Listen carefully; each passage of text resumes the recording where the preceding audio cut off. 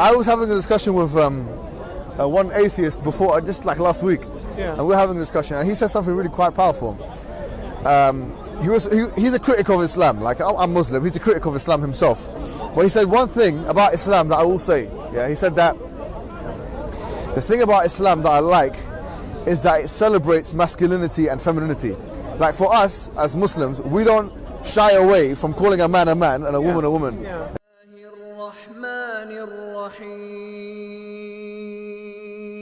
فتعالى الله الملك الحق ولا تعجل بالقرآن من قبل أن يقضى إليك وحيه وقل رب زدني علما.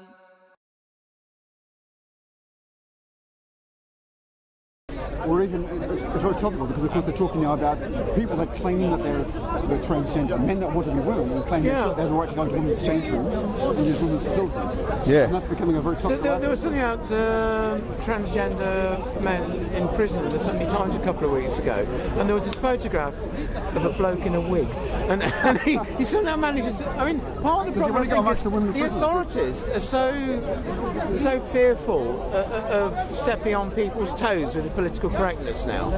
So it worries me that there's men who clearly are pulling a fast one. How can I get into a women's prison? I know, I'll put a wig on and claim that it's my right. I'll go amongst 1,000. I think maybe I'm being. So these are some of the problems with. Yeah. There's a kind of level of common sense to apply, surely. Yeah, 100%. I mean, it's not that ideological. Now, I saw recently on YouTube, Piers Morgan have a discussion, about this whole gender neutral thing. Yeah. That you're not even allowed to discuss, like you can't even use pronouns that are like. Oh, that's ridiculous. Yeah. One of the headmistresses, I don't know if it's involved, one of the top high schools here, one of the top private schools. She was saying, I don't address pupils anymore as she, because it might offend those amongst them that feel that they're potentially boys. So you have to use pupils, you have to use gender neutral pronouns all the time. Yeah. I think we're going too far. No, absolutely. We're embracing diversity to the extent that we're denying reality. I like it. Do you know this what you just said is quite powerful, because I was having a discussion with one atheist before, just like last week, and we were having a discussion, and he said something really quite powerful. He's a critic of Islam. Like, I'm Muslim, he's a critic of Islam himself. But he said one thing about Islam that I will say. Yeah, he said that the thing about Islam that I like is that it celebrates masculinity and femininity. Like, for us as Muslims, we don't shy away from calling a man and a woman a woman. And there's a clear differentiation between this and that.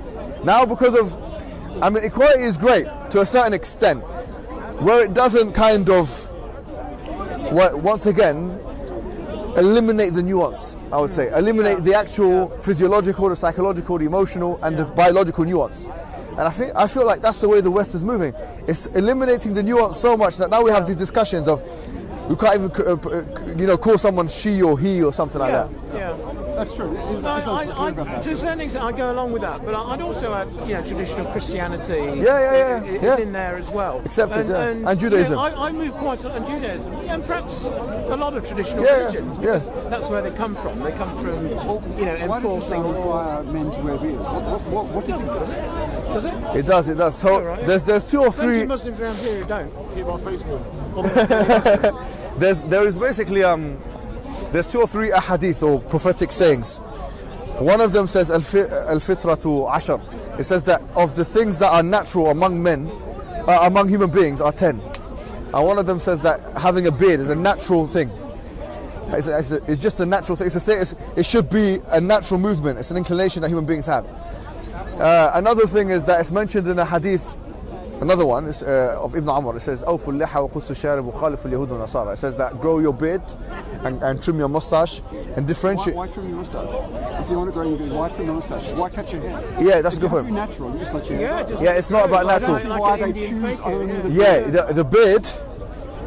So that's a good point. So, for example, the pubic hair we have to cut. We're not allowed to cut. We're not allowed to have a. Natural.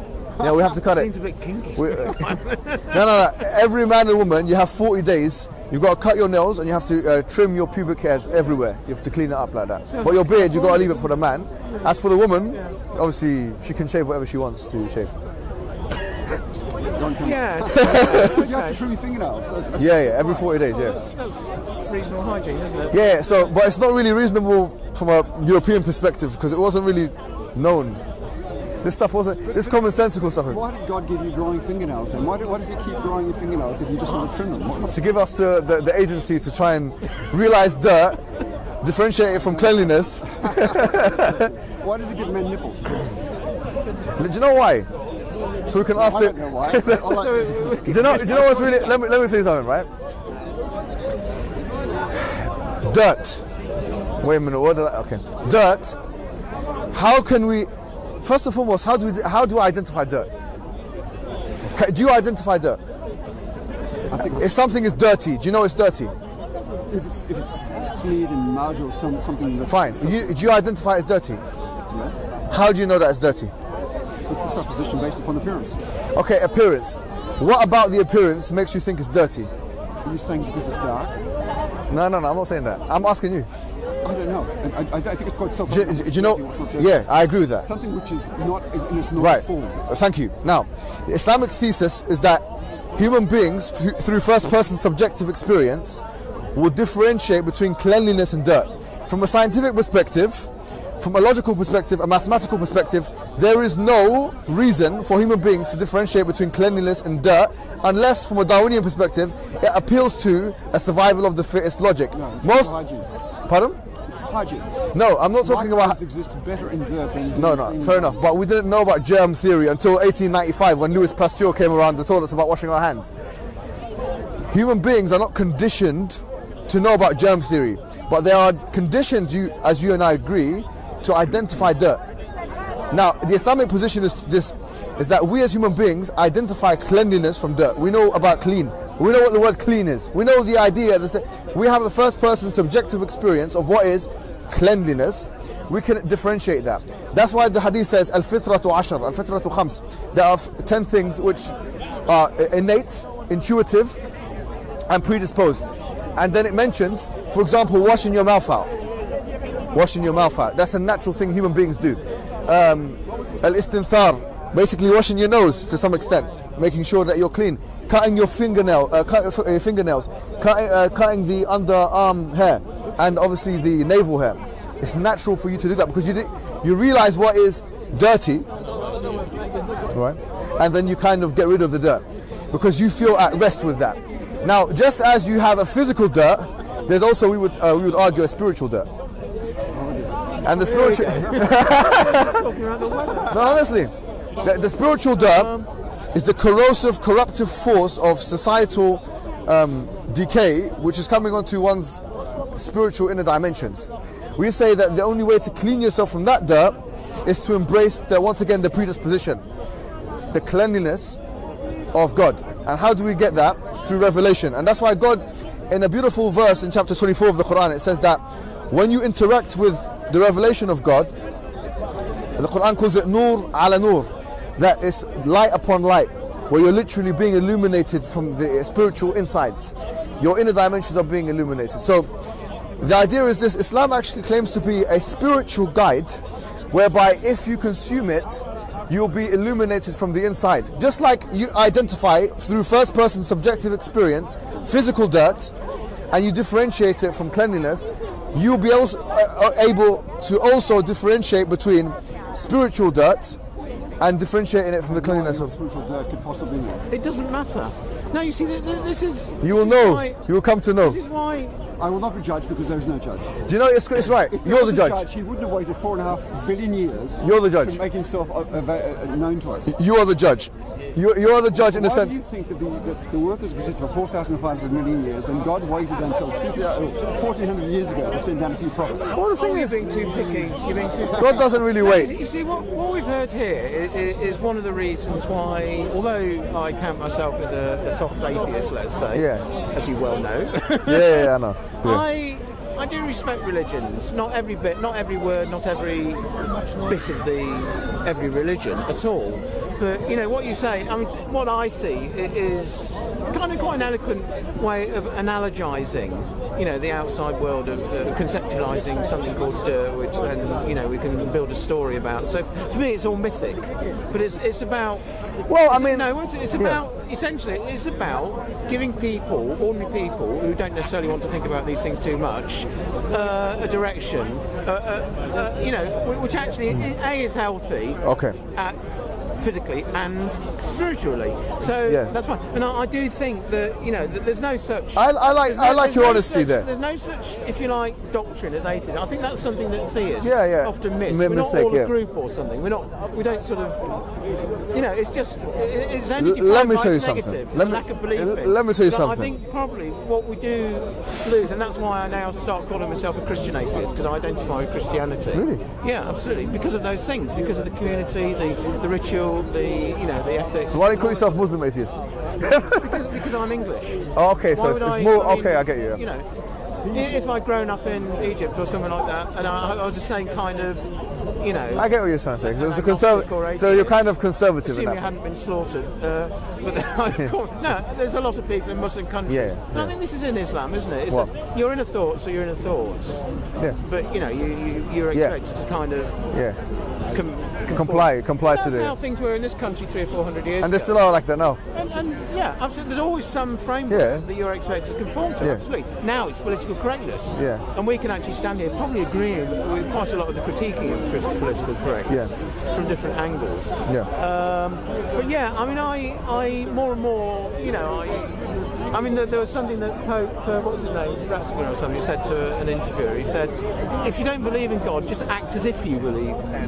So in other words, you know, if you have doubts and so on, there's still the whole business of being part of the community,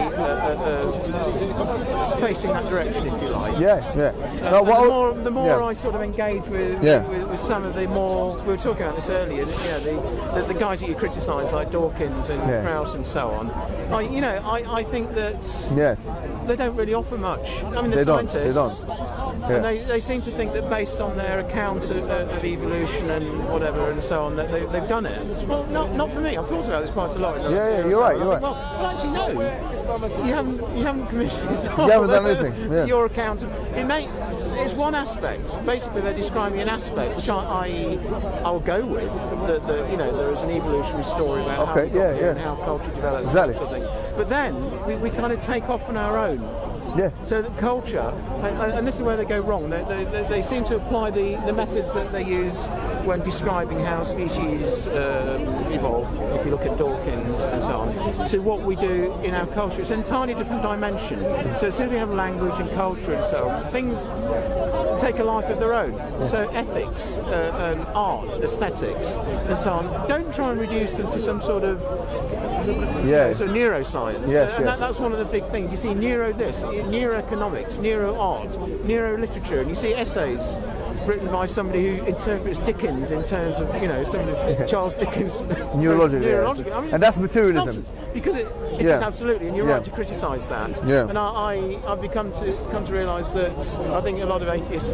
I think you're coming in our direction. No, I'm not. It's coming. I'm not. Well, I'm you know. You will come. I don't Do you know why he's going to come to our direction? Because let me tell you why, right? When you say yours, you mean Islam? Yes. Anyway, I mean, I'll leave you and with you that as well. sort of happy thought. Let me tell you why, right?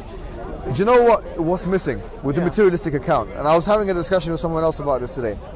Materialistic accounts or naturalistic accounts, phenomenalistic accounts, physicalistic accounts, they do not take into consideration first-person subjective experiences. You cannot explain first-person subjective experiences. Now the thing is, with naturalism and science generally speaking, it's third person. That's right. So you put something under a microscope, you understand it. Now when I was talking about cleanliness, this is actually a very important discussion. Now you might think it's trivial because what is cleanliness? It's very subjective. It's actually incredibly subjective, right? Anger, joy, happiness, all of those are first-person subjective experiences. Yet we cannot deny that we experience those things. They in fact come before the third person. The first person, by definition, comes before the third person. Islam or religion generally, spiritual frameworks, attempt to basically appeal to first-person logic before they appeal to third-person logic. So when I say, for example, that we have a spiritual framework which attempts to illuminate the inner dimensions. It's more than just mythology, and I'll tell you why. Because I can say, by the same token, right? And listen, I just think about this for a second. I can say that your happiness, your sadness, your joy, all of that, because it's first person subjective, it's myth. It doesn't exist. Yeah. I can't put it under a Oh, wait microscope. minute. Just hold you for a moment there. I think this. Do you see what I'm saying? Yeah, I do. I think there's something which is a fairly common problem with using the word myth. I might Right. be wrong here Yeah. because I realised this when I started. I'm quite a Wagner enthusiast, and I'm actually going through Wagner's operas again. And of course, I don't know if you're familiar, but they're essentially based on the Norse legends. So the gods like Wotan and Thor and Frigga and all that sort of thing. Yeah. And there's very little chance that these gods actually exist. Look, But, I'm not disagreeing with you on that no, one. but wait a minute. The point is that these operas and these stories are full of mythic content. So this is it's not, the word myth here does not point to. I mean, you have the expression urban myth, which means something that's a story that goes around, but it's not really true. Yeah. But you see, that myths like the gods and so on in Wagner's operas are myth in the sense that they are stories that appeal to that first-person experience.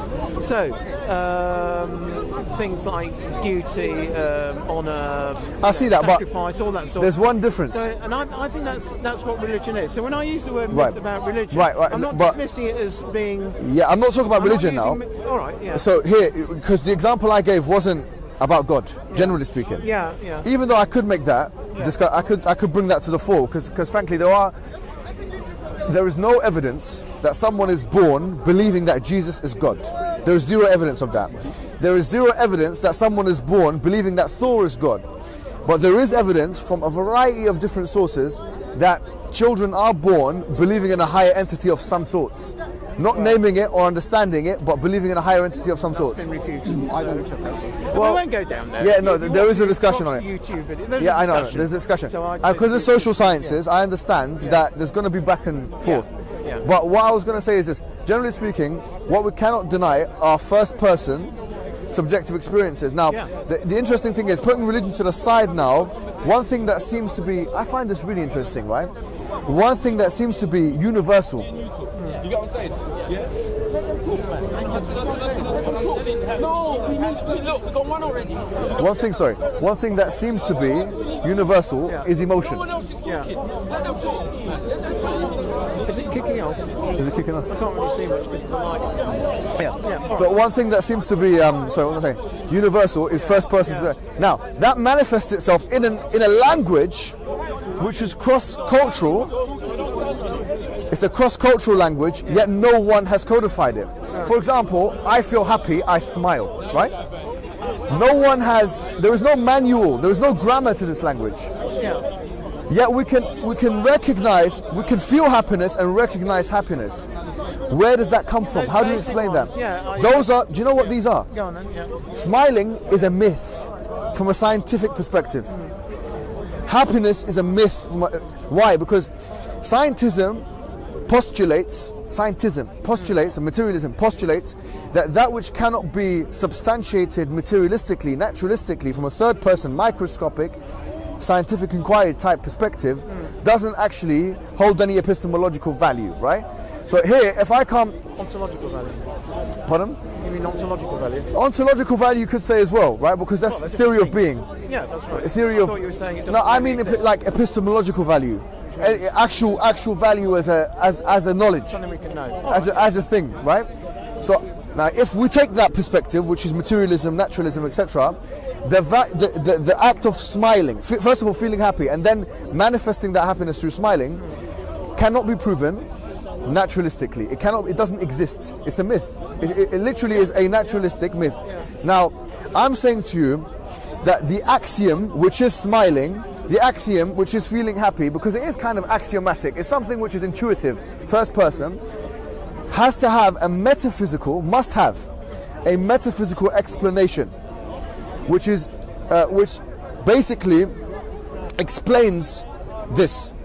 And my postulation is that this metaphysical explanation is an intelligence, a high intelligence, a powerful intelligence, a wise intelligence, a mover, a creator, a transcendence, which we, in religious terminology, call God, generally speaking, right? We moved on from athletics, haven't we? Do you see how the argument goes? Oh yeah, no, I kind of, I'm with you until the last jump. So we have to somehow explain why babies smile. Yeah. Smiling is something that's natural to babies. Yeah, how, exactly. But actually, But why? yeah. Why and how? I don't know that we have to invoke a creator to try to explain it. Okay, to explain it naturalistically, No, phenomenistically. I think what you've well pointed out, and I do actually agree with you, Yeah. is deficiencies in the Materialistic framework. worldview Yes, of yes. explaining these sorts of Yeah, things. yes. What I was saying earlier, that essentially they are phenomena that philosophically speaking, that there's big problems with this naturalistic, this ontological naturalistic. Yeah. I would say I'm more of a methodological naturalist. So in other words, the way we investigate. I think you're fair enough to you're critiquing it though. Yeah. So I think there's that distinction to be pointed out, which is the presupposition, which is a lot of what a lot of the naturalists are doing. The presupposition that the ontology is naturalistic. I wouldn't go that far. I'd say that in our investigation of the world, we have to make some presuppositions. Yeah, it's true. And I simply say, for the time being, until there's massive evidence the other way, we assume that the ultimate mechanisms of the world are explicable in naturalistic terms. But what I will then say is that if you like, what's lacking, it seems to me, is the development of a language within science. Now, this may not be possible, but not within science as it's currently constituted, of a language that does enable us to think about these sort of issues of inner states, of how they relate to. But I don't think that science can ever do that. Actually, it's probably right. It's probably not the field of science at all. It's more philosophy, religion, art, poetry. Would you agree then that religion? Yeah, I think that there's quite a lot of scientists, if you like, they're far too optimistic about what science can do. Their essentially ontological naturalism. Yes, I agree with and that. they run into the ground because they can't give accounts of these sort of things. Now, yeah, I mean, maybe there'll be some way of modifying the scientific world. But I think you're very honest to say this. So that if from an explanation perspective, religion offers a more comprehensive account of metaphysical realities or the intuitive nature of man. No, it's just the God of the gaps. You're just saying, if we don't understand something based on science, we just invoke a creator. I'm not saying it is the God of the gaps, because you can say it's the science of the gaps. That's exactly what I believe. It's actually science, because God of the gaps is something that basically, if we don't understand something, we say God did it, right? But I can say that the same thing would apply to science. So if you don't understand something, you just say it's neurological, which is what he was saying. So for example, we don't understand consciousness, the mind, metaphysics, first-person subjective experience. So let's just say science, it's all neurological, right? So the boomerang can come back. But science is not finished. Science is still probing these questions. But science can never understand metaphysics, because it's based upon naturalistic presuppositions. Yeah, we're parsing words here, but okay. I'll accept that science doesn't do it. Yeah, so science and metaphysics are two non-overlapping. So now my point is, when you look at first-person subjective experience, the best mechanism to explain our ontology, right, is actually a religious mechanism. And they're valid models. Now, you might think, okay, well, valid doesn't necessarily mean true, and that's where we have the religious discussion, and I'm fair that. But they are valid models. So, for example, as a Muslim, I say I believe in the fitrah. I believe the idea that every human being is born with a predisposition to believe in God. كل مولود يولد على الفطرة. The Prophet said everyone who is born on the predisposition. That fitrah is a metaphysical explanation which explains the physical reality of first-person subjective experience. So for me, it's a more comprehensive account of why man is the way he or she is. Do you see what I mean? I sort of do, but to me it just raises more questions that are unanswered. Yeah, I'm sure. I sort of go with Wittgenstein on this to say, what did he say? Whereof we cannot speak, thereof we should remain silent. Yes. So in other words, there are limits to language. We have to recognise them. And what Wittgenstein said, and he was actually a profoundly religious man. Yeah. But not in the conventional sense. So So he struggled with this all his life to find out what it really meant. So maybe I'm sort of on the same track. What I was going to say is that I recognise that there are, if you like, truths about our predicament, our situation in the world, that the Christian Church, the Islamic traditions, Buddhists, Hindus and so on, they're all in their own ways. Yeah. Because they've been at it for thousands of years, hundreds of thousands of years. They've come up with something, haven't they? They must have come up with something. It hasn't been all wasted all this time. Yeah. So when I go into, I sometimes go to Southern Cathedral to take part in the Sunday morning thing, which is full on bells and smells. It's brilliant. It requires not your cup of tea probably, but to me it says it all. It summates the community that I'm part of, the history, its depth in this country where I am. And so that's not something you can write down as an equation. That has to be experienced. So you can go, if you don't want to do that, go into the National Gallery and contemplate some, just a painting by Constable. Yeah. It's our landscape, our people in it, our history, the way they. Do you know? Can I put something to you guys? And maybe I'm wrong, right? But I'll ask you an honest question. I think a lot of the reason why. Are you from Britain? Are you English? No, I was born in Australia. I came in 20 years ago. Oh, okay, nice one. So, a lot of this is from my experience. I'm not saying you guys, but a lot of the reason why, like for example, a white man or a white woman might not feel comfortable with the Islamic tradition, right? Is because it originated in a different hemisphere or different part of the world. I feel like there is this. All of us human beings have this connection with our heritage, you could say, tradition. Exactly. However, what we need to do is differentiate between traditional realities and truth, right? I think the first step to sincerity is to realize that, okay, this is what's happening, right? For the last, I would say, maybe 300 years, 200-300 years, the Western world has started to dominate, I believe, last 200-300 years. Before that, to be honest with you, you could cite the European Dark Ages, right? There wasn't really much going on in terms of cultural, scientific or technological. There wasn't. If you want to go back 1,000 years, that might be true. Not 1485. 1485, pre-Renaissance. North America in 1492. Yeah, 1485. I said, but 1485 before that, really. Greece and Rome, they're in Europe, are they not? Okay, no, that's a good point. Greece is an exception. What I'm saying is like what I want to say is that wherever you go I'm not saying exactly. There's periods of darkness, periods of glory. Exactly. Thank you very much. Do you know there's a beautiful book written by Arnold J. Toynbee. What's his? The Decline and Fall of the Roman Civilization. Yes, you know what I'm talking about. 19 volumes. It's very, very voluminous. It talks about it's still waiting. It's still on my bookshelf waiting to be read. Sorry, no, it's too massive. Like I know. It's a 19. No. He mentions. More time to read. He mentions 19 civilizations, right? Anyways, the point. And there's another really interesting book written by Paul Kennedy. Yeah. Oh yeah. You know, The Rise and Fall of Great Powers. Yeah, The Rise and Fall of Great Powers. But he goes from like 1500 onwards. Okay. And he wanted to look at the genesis, the kind of how the high points, and then how the civilizations decay and decline.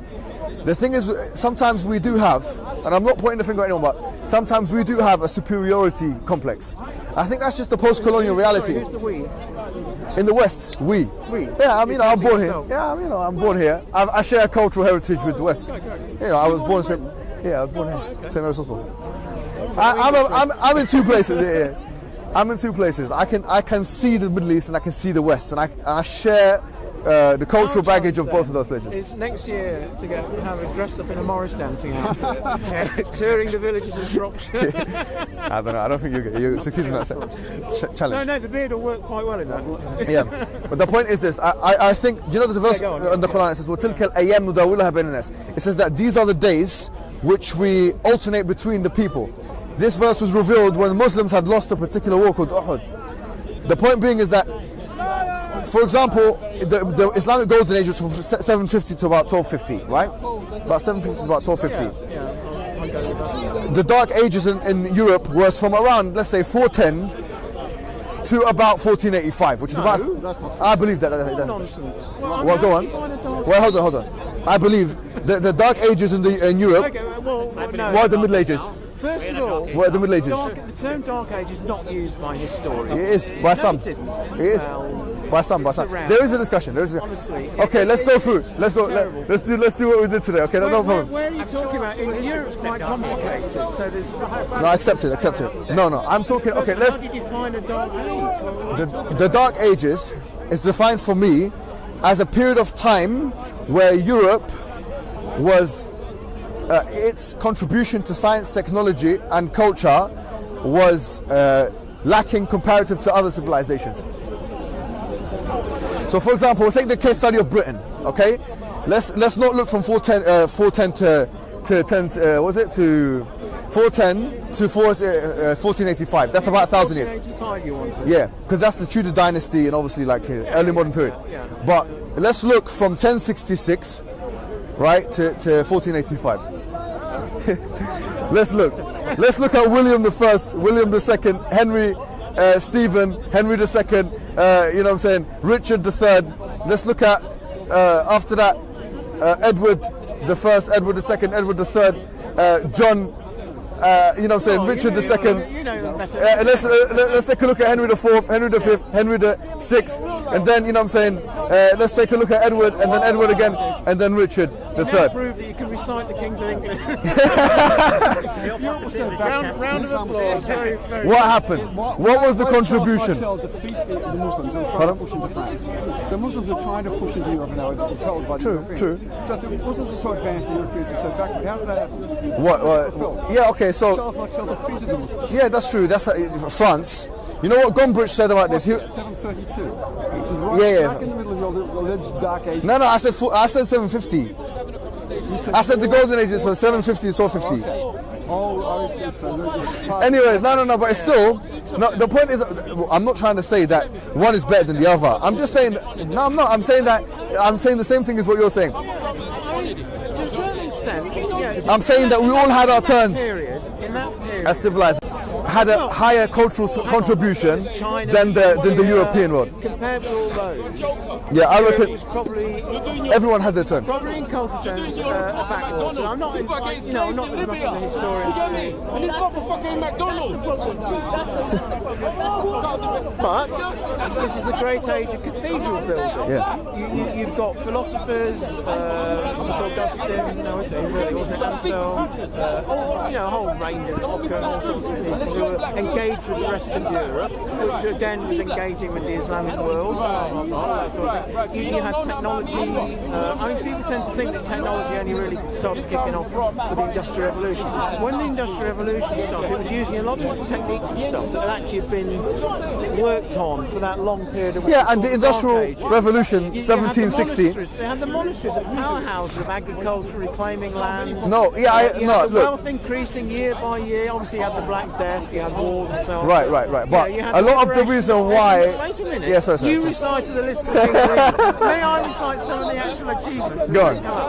No, by the way, I'm not taking away from the achievement of Britain. Social changes. I think that it's probably had one of the biggest contributions in Actually, civilization. In some ways, the Black Death was one of the luckiest things that happened to any country because it started liberating the peasants from their overlords. So essentially, you get free men, working their own land, selling their labour.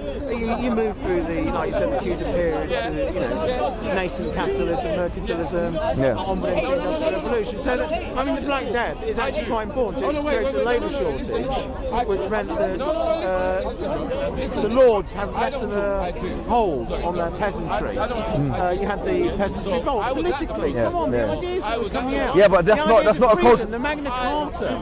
Yeah, That's but not cultural. No. I mean scientific and technological. I'm not talking about peasants revolt. I don't think that's a. I mean, what's so when what? it came to the crunch, you see this. No, you see, I'm pointing to things that are genuine achievements. Because when it came to that crunch, Why is the Peasants' Revolt a cultural contribution? Part of a strand, part of the Magna Carta,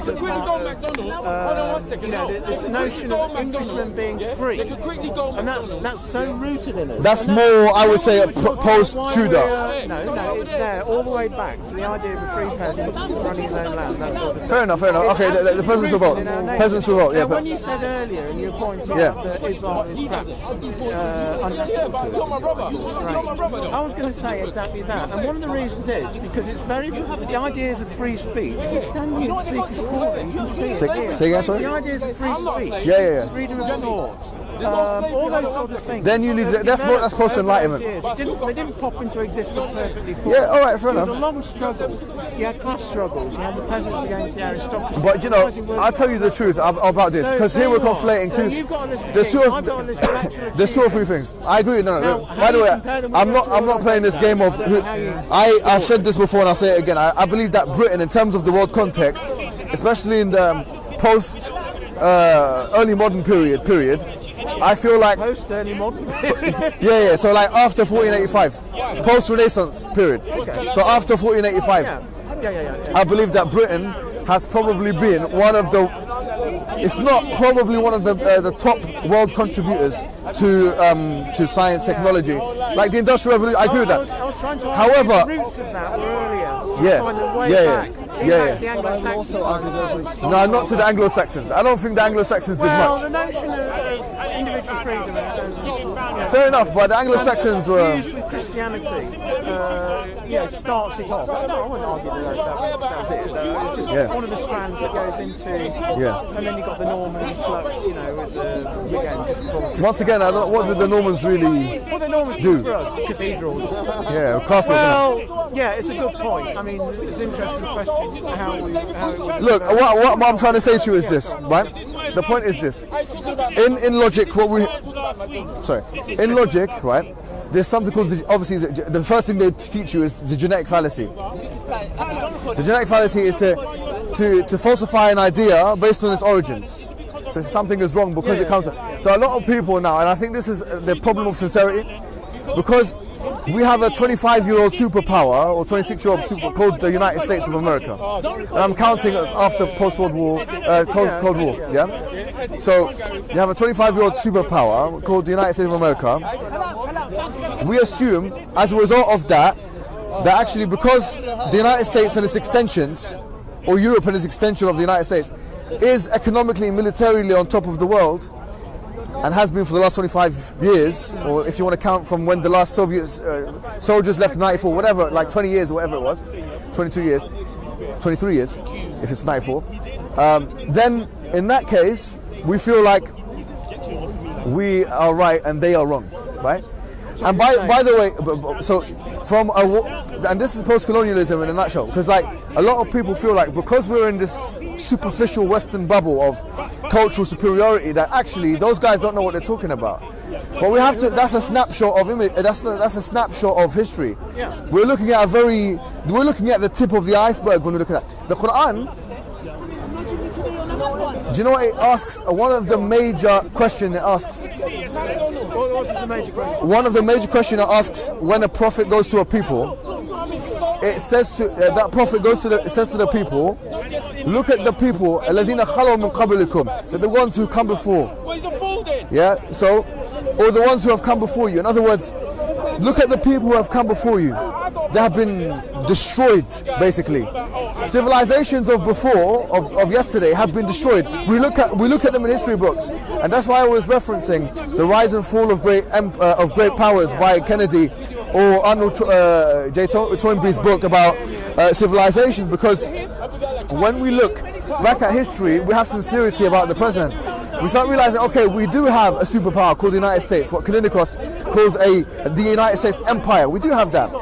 But just because the United States is selling Big Macs and, has Hollywood and it's on top now, it doesn't mean that's going to continue, being the case. Two, it doesn't mean that its ideas, its post-enlightenment ideas, all of them are actually true. It doesn't give it moral validity. It doesn't give it objective reality. And so from that perspective, I feel like, and that's going back to genetic fallacy, right? We need to start looking at moral ideas, religious ideas, with an objective eye, forgetting about where we're from and who we belong to, because that's a different discussion. You see what I mean?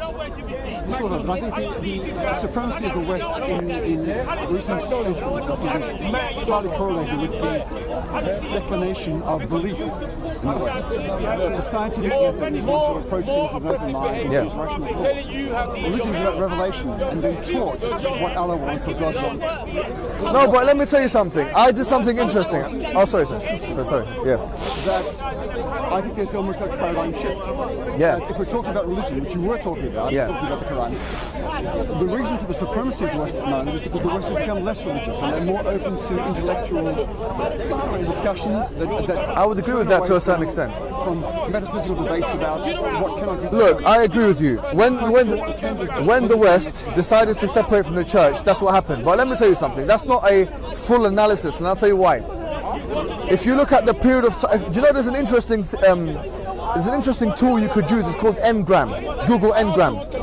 It's a really powerful tool. Do you know what it shows? I don't know how they've done this, but Google have been able to collate information of like what books are being read and stuff like that, and you can put keywords and see how much is being read in libraries. Yeah, it goes back to the 1800s. It goes back to it's really interesting. You can check it out. If you write the word Christianity or Google Ngram, you'll see an incredible shift downward. If you write the word science, you will see an exponential shift upward. So that does confirm what you're saying. However, it's true. Sorry, bro. Sorry. Where it's true that where the West has become less religious, has become more successful. The opposite is true with the Arab world. When the Arab world was more religious, it was more successful. And that can almost be correlated. Now, it doesn't mean anything. Correlation does not mean causation. So a lot of people, and this is once again one of the fallacies that a lot of atheists have convinced themselves with. Say, okay, well, once we dumped superstition, we've got rid of superstition. We've got rid of religion. We found prosperity, economic, military, and social prosperity. Yeah, that's true. That correlation does exist in the historical record, and I'll be the first one to admit that to you, in the West. The opposite is exactly true in the Middle East. The exact opposite, sorry. Like looking at that ascension period. They were more religious than they are now. Pardon? Do you think people 1,000 years ago in the Middle East were more religious than they are now? Yeah, 100%. From 750. We're still very religious. I agree with that, but I would say that from that period of time which we talk about the ascension, there was a collective empire, which was the Islamic Empire, which extended from Spain to China, right? That doesn't exist anymore. The civilizational Islam has collapsed. When you have a top-down model, where you can have actually rules imposed, Islamic rules on a political level, clearly that would facilitate religiosity for the populace. And from what we've read in history from that period, the idea of religious war, for example, the Crusades, which took place from anywhere between, 1099 up until the 1200s. Yeah. Now that's still happening, but in groups, like Al Qaeda. These things are groups. Before it used to be a cohesive effort with empires. Now it's nation states. Like the last Arab wars that have happened, all of them are nationalistic wars. None of them are actually religiously based. If you look at most of wars that have happened in the Arab world now, in the last 100 years, the Arabs have fought on behalf of their country, and that's the reason why I believe they failed. They failed because they haven't been able to utilize the wider Muslim community.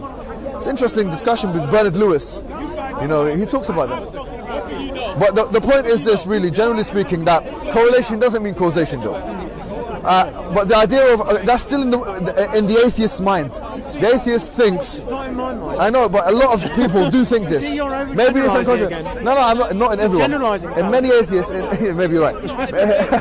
A lot of post-colonialist kind of atheists do believe that now we have X, Y, Z. Now we have military, economic power. We have cultural advancement, as they would call it, and they can never track that anyways because there's nothing to anchor the West. But that means that happened when we got rid of religion. Therefore, religion is bad. That's what they think. But there's nothing to show that. That's the Western man's story. That's the white man's story. To be crude about it, that's the post-colonial man's story. That's not the Muslim man's story. The Muslim man has the exact opposite story. The period of glory for all of the countries from Morocco all the way to that period in China was when it was united under that system. So I believe it all depends. Well, that's a huge area that you've opened up. I couldn't possibly comment. I have to spend a few weeks thinking about that. The Middle East is backward by comparison with the West, because it's much more religious than the West. Well, I argue strongly that is the case. Well, it's become less religious. It's become more backward. Well, that's a very comparative term. Less backward compared to what? Maybe to what it was before. It's backward in terms of technologically and scientifically. Empire spread in the old days, not by intellect, but by the power of the sword. Yeah, okay. And all races, right? Yeah. The Mongols invaded Europe, the Muslims invaded North Africa, and so on. The Europeans had all their wars and so on. Yeah. So, cultural influence those days was by which army was strongest. Yeah. These days it's changed. It's not so much the power of the sword, it's the power of thought. It's the power of technology. I still believe it's the power of the... By the way, it's an interesting point you make.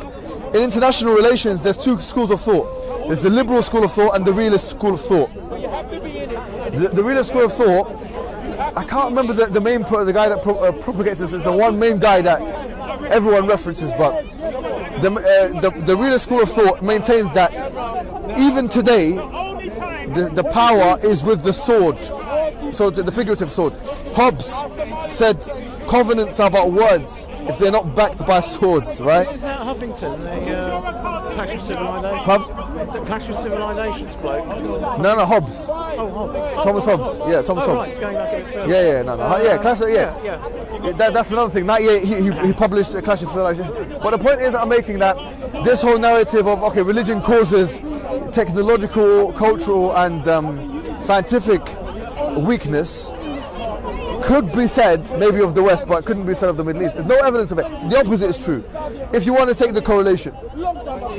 You know what? You agree, yeah? I would assume, it's a nice word, isn't it? Assume. Yeah. Any of these wide-ranging, sweeping explanations, I think they're dubious. I know they're quite a lot of writers. I agree. I do agree. I think the more I look into it, the more I realise history is fractal. So in other words, you start off with a kind of generalised thing, like what you've been saying, and then you think, right, okay, how do I back that up? So you look into it, and you think, oh, wait a minute, that doesn't quite fit, and so on. And you end up with, essentially, if you drill down far enough, you end up with the actions of individual people over history, and it's very contingent.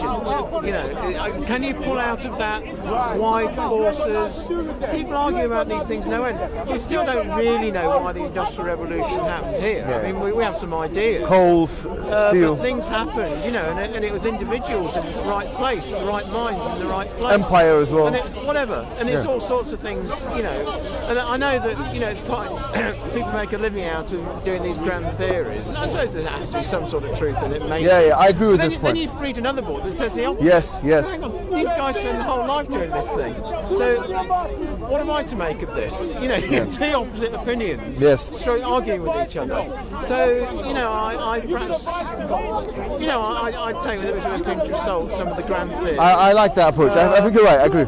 Meta-narratives. You got a bit sociological meta-narratives. See, I'm very much, and this is a sort of English thing, which is going back to Edmund Burke. Conservative guy. And it's really answering. Are you? Would you say that you're in that I'm school of thought? Conservative. That's why you call yourself an atheist Christian, isn't it? Yeah. No one else would call themselves that except for a Burkean. You can spot the I knew you were a ideas. Burkean. I knew that for a fact. And I see the attraction of that, and it really answers your idea, the point you made earlier.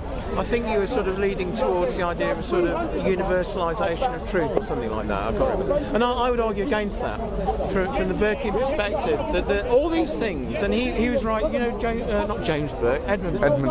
So Irish Conservative thinker.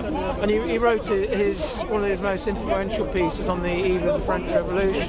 And he pointed out that any movement, any ideology that claims some sort of ultimate truth is going to end in disaster.